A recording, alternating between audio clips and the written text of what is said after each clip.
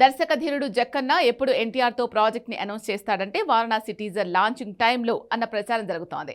అంతవరకు ఓకే, కానీ సూపర్ హీరోగా ఎన్టీఆర్ని పెట్టి ఒకే సినిమా తీస్తాడా? బేసిక్గా సూపర్ హీరో జానర్లో ఏ సినిమా వచ్చినా దానికి సీక్వెల్స్ అలా ఒకటి తర్వాత ఒకటి కంటిన్యూ అవ్వాల్సిందే. మరి రాజమౌళితో ఎన్టీఆర్ ప్రాజెక్టు సూపర్ హీరో జానర్లో కన్ఫర్మ్ అయితే ఇవన్నీ భాగాలుండొచ్చు.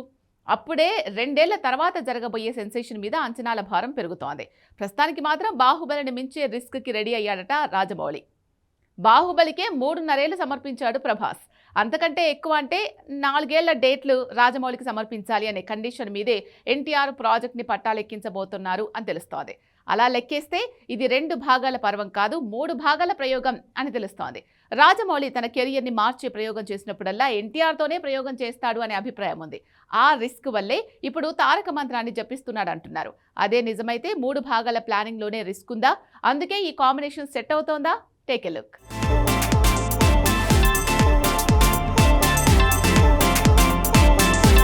ఎన్టీఆర్తో రాజమౌళి సినిమా అంటేనే అదో సెన్సేషన్ అవుతుంది. అఫీషియల్గా అనౌన్స్మెంట్ రాకున్నా ఇండస్ట్రీ జనాలు ఆల్మోస్ట్ ఇది నిజమని తేలుస్తున్నారు. అయితే ఇక్కడ అంతకంటే exciting topic triple Dhamaka. Baahubali the beginning, the conclusion అంటూ 2 భాగాలు ట్రెండ్ సెట్ చేసిన రాజమౌళి ఇప్పుడు 3 భాగాలతో పాన్ వరల్డ్ లెవెల్లో ట్రెండ్ బెండు తీయబోతున్నాడు. పాన్ వరల్డ్ లెవెల్లో 2 భాగాలు 3 భాగాలు కొత్త కాదు, కానీ 6 నెలల్లో ఇన్స్టాల్మెంట్ రూపంలో ఒకే ఏడాది 3 భాగాలు ఇంతవరకు రిలీజ్ కాలేదు. అదే 2030లో జరగబోతుందా? ఇది కేవలం రాజమౌళి టీం డిస్కషన్లో బయటపడ్డ అంశమే. ఏది ఇంకా కన్ఫర్మ్ కాలేదు. కేవలం మాట వరుసకి ఈ డిస్కషన్ జరిగిందట. ఇలా ఒకే ఏడాది బిగినింగ్, ఎండింగ్, అలానే మధ్యలో ఒక భాగం, ఇలా 3 భాగాలు వస్తే ఏం లాభమో ఇంకా ఎవరూ అనలైజ్ చేయలేదు. కానీ రాజమౌళి లాంటి దర్శకుడు పాన్ వరల్డ్ లెవెల్లో 3 భాగాలతో ఎన్టీఆర్తో సినిమా ప్లాన్ చేస్తున్నాడంటేనే అదో సెన్సేషనల్ న్యూస్. వరల్డ్ వైడ్గా ఈ 3 భాగాల్లో మొదటి భాగం వర్కౌట్ అయితే 6 నెలల తేడాతో వరుసగా మిగతా 2 భాగాలు వస్తే గ్లోబల్ లెవెల్లో ఆ రీచే వేరు. ఆడియన్స్లో కూడా ఈ సినిమాకుండే రీచ్ పెరుగుతుంది.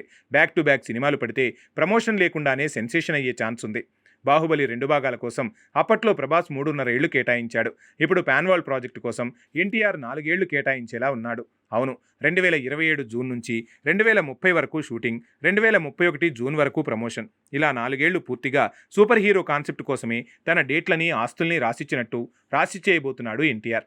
బేసిక్గా 4 ఏళ్లు ఒకే ప్రాజెక్టు కోసం, అది పాన్ వరల్డ్ ప్రాజెక్టు కోసం పనిచేయటం అంటే అది రాజమౌళి తనకి నచ్చినట్టు ఇంత పెద్ద ప్రాజెక్ట్ చేయాలంటే హీరో అండ్ కో నుంచి పూర్తి సపోర్ట్ కాదు, ఆల్మోస్ట్ తన కోసం ఓ బానిసలా టోటల్ టీం పనిచేయాలి.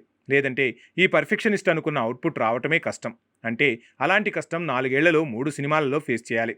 సో ఇలాంటి పని చేయాలంటే అది రిస్కీనే. అందుకే ప్రభాస్ లేదంటే ఎన్టీఆర్ని ఇలాంటి రిస్కీ ప్రాజెక్టులకు ఎంచుకునే రాజమౌళి ఇలా ఏకంగా 3 బ్యాక్ టు బ్యాక్ సెన్సేషన్స్ చేయాలంటే దర్శకుడికి కావాల్సింది కంఫర్ట్, ఫ్రీడమ్. అది హీరో బల్క్గా ఇచ్చే డేట్ల మీద ఆధారపడుతుంది. కాబట్టి ఎన్టీఆర్తో ఇలాంటి ప్రెస్టీజియస్ ప్రాజెక్ట్ని రాజమౌళి ప్లాన్ చేస్తున్నాడనే ప్రచారం ఊపందుకుంది.